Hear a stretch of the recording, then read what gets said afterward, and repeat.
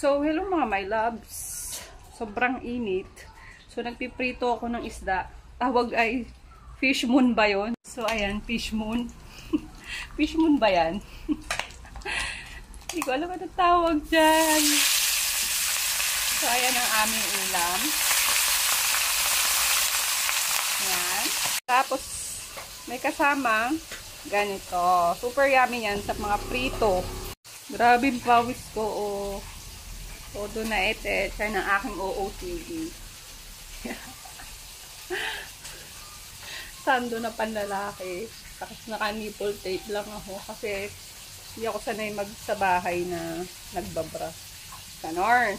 So, ayan. Nilagay ko na sa lagayan. May iba pa akong piprito. Ayan. So, ako din nagpre-prepare ng pagkain ng tatay ng asawa ko. Yan. Lagay tayo ng kanin. Kuha tayo ng kanin. Tapos, pinapaabot ko na lang kay Yumi.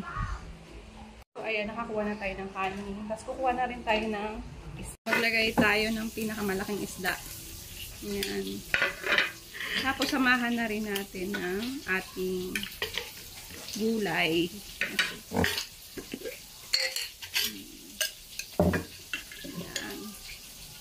Lagay natin dito. Tapos, ang tagahatid niyan, si Yumi. Kasi, hindi ako pumupunta doon. Lagyan natin sa bowl yung kanin niya. So, ayan. So, ayun yung mga ginagawa ko. So, ayan. Ito na yan. Okay na yan. At ipapahatid ko na kay Yumi. Yung taga si Yumi. Nagmamadali si Yumi. Hahatid niya yung pagkain sa lolo niya. So, ganyan din ba yung mga asawa niya? Mga my love. Ang init. My goodness. So, ayun din. Yung mga ginagawa ko dito sa bahay. Kasi kaso sa bahay, magluto. Yan. Tapos, syempre, gusto ko ng extra income. So, kaya reels ako. Gusto ko kasi pag hindi naman ganun kasi kalakihan sahod ng jowa bells ko. So, hindi naman ako nakakaya naman humingi ng pangluho mo. Gusto mo may bilhin ka tapos maliit lang yung sahod ng asawa mo, 'di ba? So, ikaw mas uunahin mo pa yung bills at saka yung mga pagkain ng bata. So, kung gusto mo may sarili kang pera, gumawa ka ng paraan. So, ayun. Yun ang aking mga ginagawa everyday.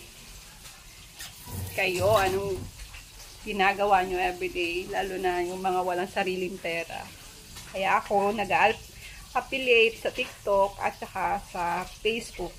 Nag-reels ako para may extra income ako. Para pag may gusto yung mga anak ko, mabibili ko. Lalo na pag may gusto ako, mabibili ko din. Hindi ko na kailangan kunin sa sahod ng jowa bells ko. Ganun. Mindset ba? Mas masarap kasi may sarili kang pera. Para anytime may gusto kang bilihin, mabibili mo. Hindi mo na kailangan manghingi. Kasi ayoko nang hingi. Gusto ko kusa. Kahit sa kamag-anak, hindi ako palahingi. Mas gusto ko yung kusang ibibigay. At saka, anyway, hindi ko kasi mindset sa buhay ko yung palahingi. Mas masarap gastusin yung pera ng sarili mo pinaghirapan. Yun lang. At gutom na ako. And bye. Ayan pala yung aking OOTD. Oh, bye. Magpapaligo pati ako ng aso for today's video. Samahan nyo ako mamaya. Bye.